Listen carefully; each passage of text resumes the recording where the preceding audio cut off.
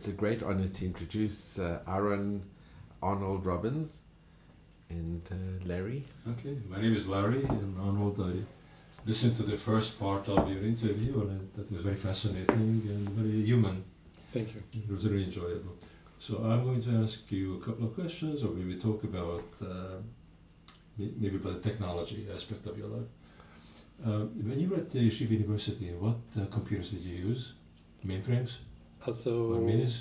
we used there was a PDP 1170 that belonged to the medical school, but they had some modems and terminals. Yeah. And then they also had this absolutely antique IBM 1130. They had an 1130? They had an 1130. Wow. And this was in the early 80s. It was still functioning. That's surprising. Where you punched cards in I used it in the Fortran. 1960s.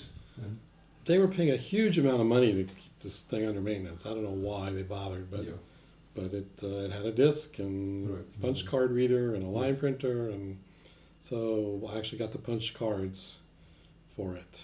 So that was all they had the first year I was there, and then when I went back 2.5 years later, they had the PDP 11s.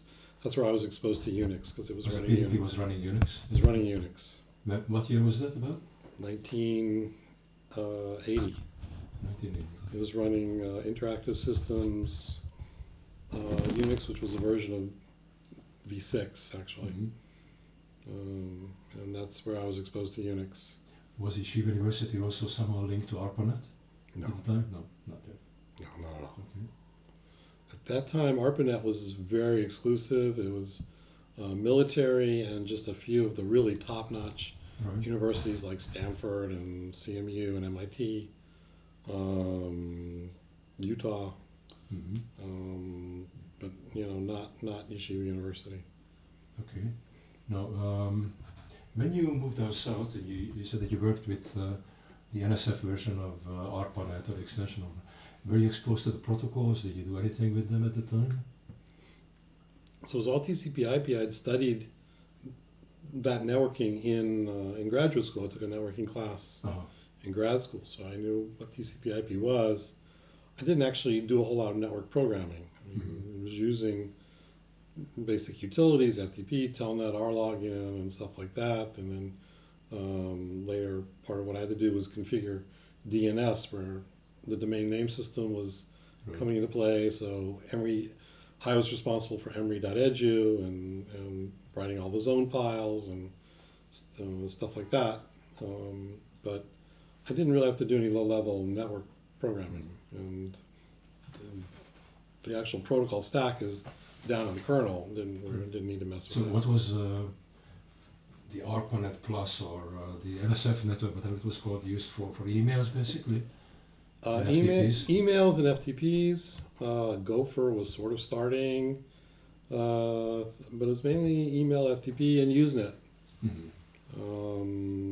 UCP over TCP. NNTP came in around then at some point. But Usenet also. That's right.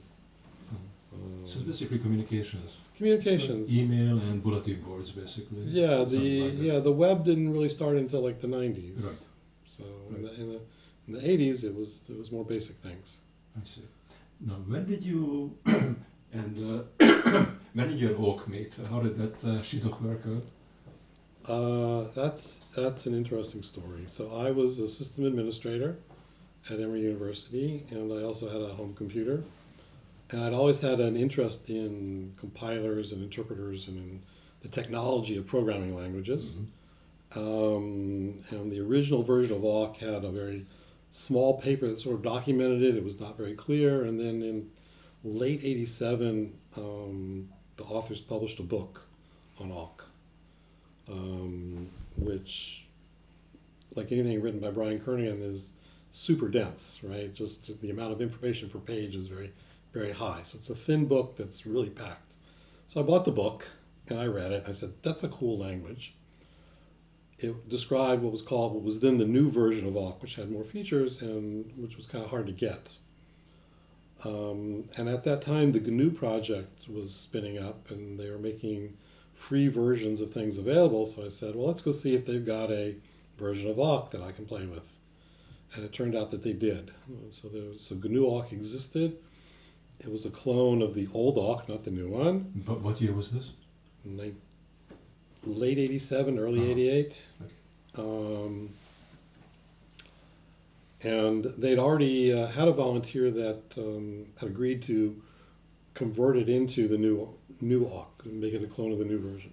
So I said, can I join the fun? And so they said, yeah. And I talked to this guy. He was at Dalhousie University up in Nova Scotia, and he and I set up a UCP so that we could send email to each other. And I just had a fair amount of spare time at work and at home because I was still single, and we did just about everything over email, sending patches back and forth, and that's how I got involved.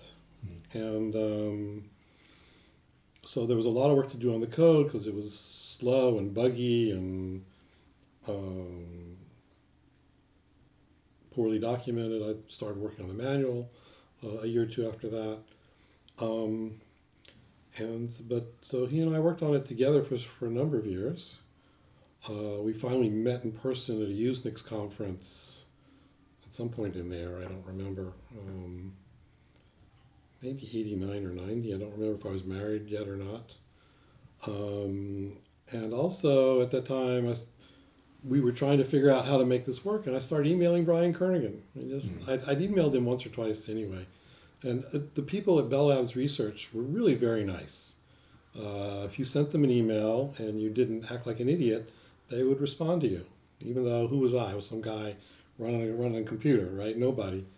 But he answered my questions, and when I said, well, what about this? And here's this really, how does this little dark corner work or whatever? He would answer, and we would discuss things. So our correspondence started also at that point. And it was just kind of fun, working on this neat program, which I was interested in, and making it behave like it needed to behave, or making it run faster, and doing stuff like that. So that became sort of my hobby, away from my work. And over time, so let me back up a second. One of the big things that the GNU people pushed was no arbitrary limits, quote unquote. At the time, a lot of the Unix code, your lines were limited to, you had 5 12-byte buffers or something, and if you went off the end of a buffer, you died. And instead, the GNU people said, we're going to write our code so that as long as I can get memory and get resources, it's not going to bother me. And we started putting that into GNU awk as well. So it got to the point where Gawk was able to do things that the Unix version would just fall over and die. And so people started using it more. And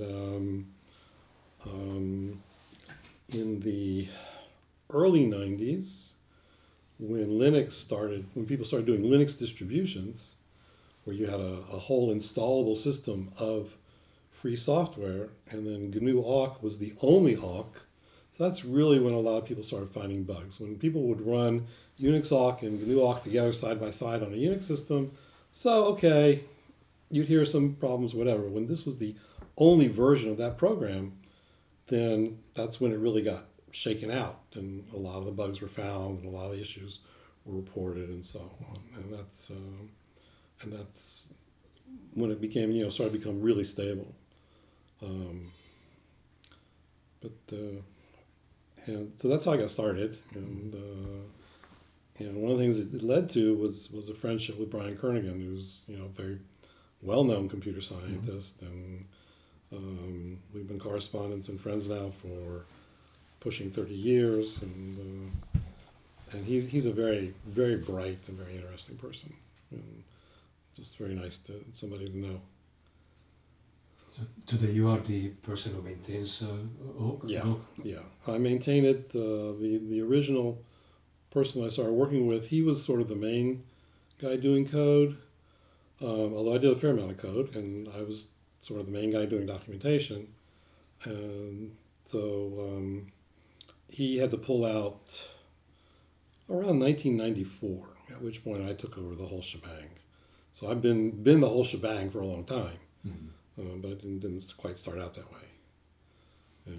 Is Kernighan still involved with, let's say a new idea comes up or some language enhancement or some change? You consult with them? Mostly it's like, well, it's dropped off. For a while it's like, well, here's this neat feature and maybe you ought to do it too.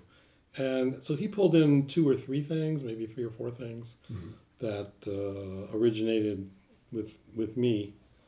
But past several years he's kind of not really done anything with it. He put the source up on GitHub, and it was kind of idle for a little while.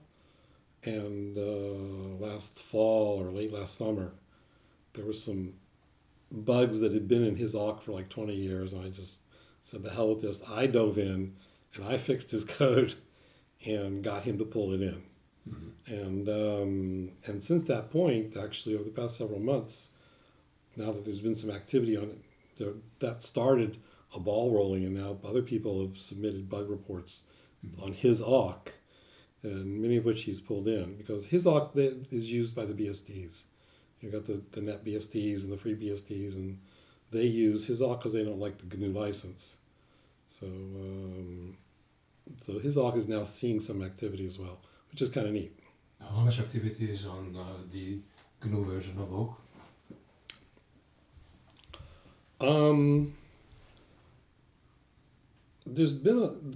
I've stretched the language a lot, and I'm about to stretch it a little bit more. What does stretching mean? Adding features. Adding features. Most of which are only in the GNU version. There's also some interesting things in that we now have a debugger, a built-in debugger. We've had a profiler for a while, a line profiler. Internationalization, which I don't think anybody uses, different sets of functions. But one of the big things that was done in the past couple of years was an extension API where you could load functions written in C or C++ into Gawk and then call it as if it was a regular function. And that opens the language up to widely for extensibility. And so that's, I think, is a big thing to add. And then I've done the work, and it's in the master branch for a very simple namespace facility, which is, I think, the other key piece, because all your names are global, basically. And when all your names are global and they're very simple identifiers, you're eventually going to stomp on something. So having some sort of namespace facility, I think, is really important. So that's in the code base, and I'm working on getting ready to make a release. So we'll see if it makes a difference or not. Can you say something about the GNU, the GNU concept, and what does it add to the world? Let me know. So that's a very long story, and there's lots of books on that. But the GNU project was started by a guy named Richard Stallman, who's at MIT. He still hangs around MIT, in the belief that all software should be free. Software should be available for people to read and if they need to fix it themselves or if they want to learn from it. Because it happens all the time. Some company sells a product and they go out of business, and you're stuck with this thing that you can run, but eventually the bits are going to rot. Either Windows will stop supporting it, or there's a bug that won't get fixed, or whatever. And if you have the source code, even if you're not a programmer, you could pay somebody to fix it.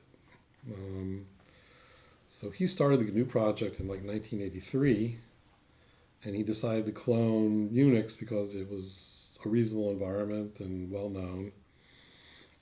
And with the addition of the Linux kernel in the early 90s, you were able to get a standalone system where you had all the source code, and you didn't have to pay through the nose for it, and it worked. And what he's done,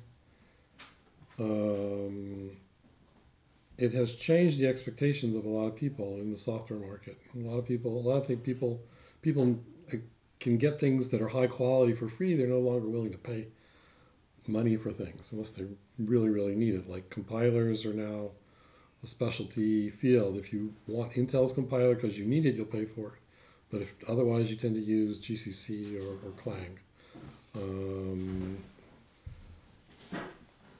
even the Windows model, Windows, I think they don't charge as much, and they give you free updates and whatever. So the when you have something, so as soon as you move the left marker out, the center shifts, and that's sort of what happened in the software world with the GNU project and all the free software that's out there, is that the center has shifted that way towards the left, where people expect to get more things for less money or for free, and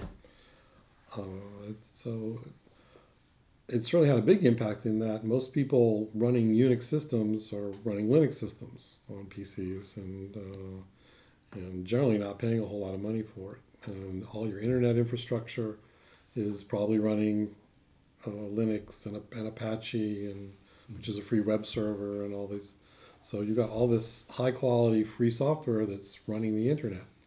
So you have to give credit to the original Unix design, on which Linux is just a clone of, and GNU is just a clone of. But Tachlis, what Google and Facebook and all these people are doing their work on is Linux systems and GNU systems. What is the relationship between GNU and open source? So that's another story, and there's also books about it. The GNU project's emphasis is on free software, where free is in freedom. Freedom to get the source, freedom to read it, change it, give it to other people, and avoid and disallow not giving it. In other words, if I have something under the GNU public license and you use it, and you want to, so if you use it in-house, you can make your own changes to it as much as you want. As soon as you want to give it to somebody or sell it to somebody, and you've made changes, you have to give your changes as well. The open source people are more open or more liberal minded. They just say, well, my source is open and you can do what you want with it, and as long as you have fun. But if you take something that's under a BSD or an MIT license and you make your own changes to it, nothing requires you to give your changes out. Mm-hmm. So that's a big philosophical difference. The open source people were more interested in open source as high quality software, whereas the GNU project has more of a political agenda to it. It sounds like it. But there are good books about it. There's a book called Free as in Freedom, which is published by O'Reilly, which is about Stallman. There's Eric Raymond's The Cathedral and the Bazaar, about open source. Well, those are books that have been around for a while, but those tell a story. My impression is there's some element of anti-establishment in that movement also, in the GNU movement, no? Definitely. The establishment is Microsoft and... Yeah, definitely.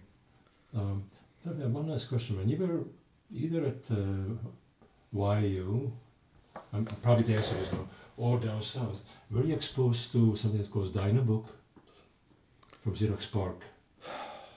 I'm sure I read about it and heard about it. The name rings a bell. A bitmap terminal, like the Altos and so on. Right? Yeah, they had them they had one or two at Georgia Tech. Oh, they had one at Georgia Tech? If I remember correctly. They also had a few what are called perks, which was developed at CMU. Right. At the time, the perks didn't work very well, so nobody really did anything with them. When I worked at Georgia Tech the first time, we actually got a couple of the Blitz, the DMD 5620s, which were made by AT&T, and that was a bitmapped monochrome terminal for use on a Unix system, developed by Rob Pike, originally developed by Rob Pike and Bart Locanthe at Bell Labs, and then commercialized by AT&T. And that was neat. That was probably the first bitmap device that I used. It had a mouse. Sucker was huge. It was this big terminal that was vertical, like a page of paper, not like your screens today. And it was a CRT. The thing must have weighed like 50 pounds. and it had a little, very simple OS that was downloaded over the serial line into the terminal, and then you could sweep out windows, and each window was talking to a shell on your VAX. And it was a great environment, but it drove the VAX to his knees because the VAX was a slow machine. As soon as you had several people trying to use these terminals, and then later on, I got a Macintosh at Emory. I got a Macintosh running. I guess it was Mac OS. It might have been running Apple's AUX again, multi-window and so on, but not with the huge display. So the 5620 was really the first bitmap device that I used. I guess I have one. I thought this was the last question, but no, this is one. Whatever you want to ask. Unless another one comes up. Do you know anything about the culture at Bell Labs, which resulted in a number of things being developed that are very important today? Starting with Linux, certainly. Starting with Awk, Linux, Unix, Linux. I've Awk. read a lot. Also, you have correspondence with Kirby. Yeah, I was never at Bell Labs. There's a very interesting mailing list, an organization called the Unix Historical Society, TUHS. There's a mailing list which actually has a number of the Bell Labs people still on it, like Doug McGilroy. And so a lot of stuff is discussed there. And so I've read a lot. And basically, Bell Labs at the time, again, the context is AT&T was this huge monopoly that ran the United States phone system, which was humongous. And so Bell Labs was the research arm of AT&T. They said, let's put all the smart people together and they'll do research and come up with neat things that will improve the phone system. And so they had physicists and chemists and mathematicians and, astronomy and all kinds of really long-range research going on. That was their job, was doing pure research. And the computer science people also did research. The history is that they were involved in the Multics project with MIT and GE and whoever else, and they pulled out in the late 60s because it was just taking too much money and not going very fast. And then so Ken Thompson found an unused PDP-7, and he wanted to play Space War, so he started writing an operating system to allow him to play Space War. And the other researchers had gotten used to having the nice environment available under Multics, and they started discussing ideas with Thompson and working. And basically, they were paid to do what they wanted to and come up with good stuff. And the history is available. It can be found to be read. I don't know that I really need to go through it, but they eventually convinced their management to get them a PDP-11, for which they would write an OS and then and text processing software, and a lot of the researchers all started contributing in terms of there's a big interest in both text processing and in what's the right way to, formal language theory, regular expressions and grammars and so on, and there was a mixture of pure researchers with more software programmer people working together, and they developed a lot of these tools, and the Unix system evolved over time. And then because AT&T was a monopoly, they weren't allowed to sell software. They essentially gave it away to the universities. And what happened was they published a paper in '74, I believe, on Unix and in CACM, the communications of the ACM, and all the university people said, "Wow, that's really cool," and so it spread. It spread. And so it sounds like it was a grassroots movement as opposed to a planned definitely. Product development. Oh, definitely, most definitely. And you see that in Unix in terms of the lack of consistency sometimes, of option flags where different letters mean the same thing, and so on. And there was not a lot of polish, but there was also a lot of, it was very refreshing because you look at some of the early manuals, here's how you get the system going, but you really, you're going to need a lot of help, a lot of divine help if you need to use this utility. And you really need a good tailwind if you're going to get this to work. And that's all written there in the papers, in the manuals. And it's like, so there was a lot of honesty and humor And because they were free, they did not have product development pressure. They were able to do, and you had a lot of bright people. They were all extremely smart people, and so there's a lot of synergy. And they came up with all these tools, including Hawk.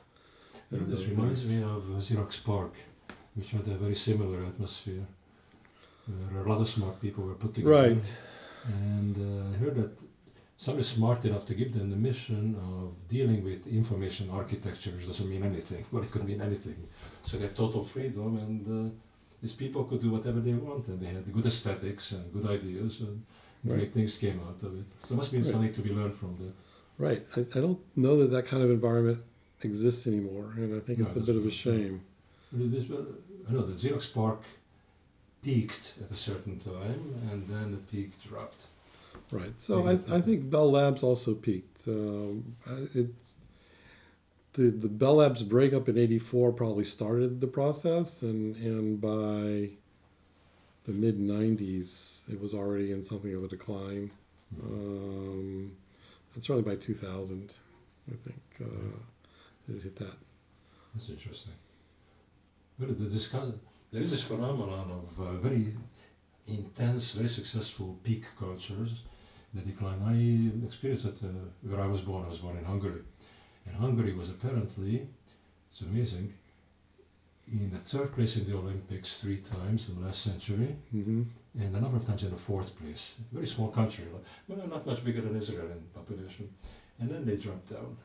And it must be interesting to study how these cultures are engineered, or what makes them peak and what makes them drop. Right. I think the Bell Labs, it was just a lot of a lot of lucky synergy. Just a lot of people that came together and happened to be all very bright and capable and in the right place at the right time, and that's what did it. And